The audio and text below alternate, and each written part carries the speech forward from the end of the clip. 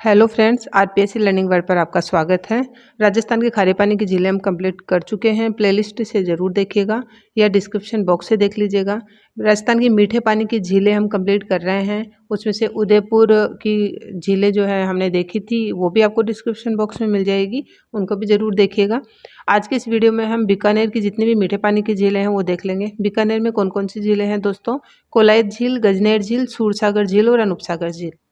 अब हम one by one इनको कंप्लीट कर लेते हैं। सबसे पहले देखेंगे कोलायत झील।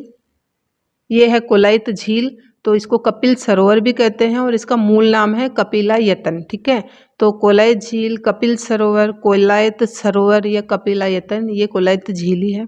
कोलायत झील NH-15 पर पड़ती है, जो बीकानेर जैसलमेर मार्ग है ना, NH-15 उस पर ये पड़ती है कोलायत झील। क्या है यहाँ पर? तो कोलायत झील कपिल मुनि की तपोस्थली कही जाती है। कपिल मुनि का मेला या कपिल मुनि की बात आ जाए तो ये सांख्य दर्शन के प्रणेता मुनि थे और ये इन्होंने ही कोलायत झील का निर्माण किया था। तो उत्पत्ति कैसे हुई?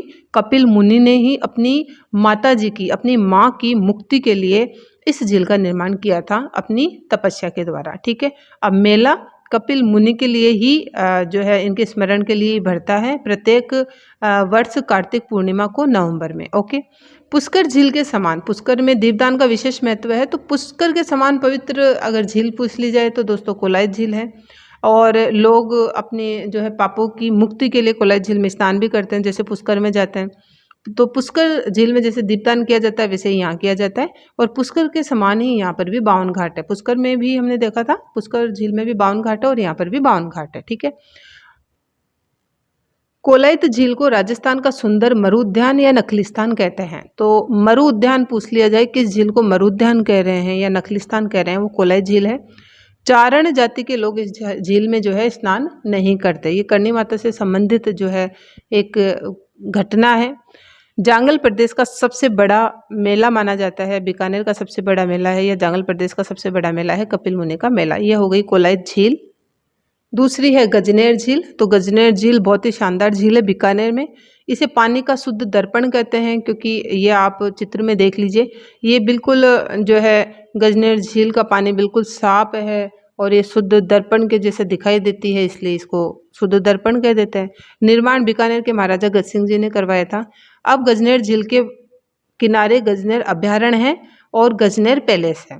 तो गजनेर पैलेस तो देखो 1784 में महाराजा गज सिंह जी के द्वारा ही बनाया गया था। इन्होंने गजनेर झील बनवाई थी गज सिंह जी ने, और इन्होंने ही गजनेर पैलेस बनवाया था, लेकिन इसको पूर्ण किया था महाराजा गंगा सिंह जी ने। ओके, और 1976 में इसको एक गजनेर पैलेस को होटल में कन्वर्ट कर दिया गया।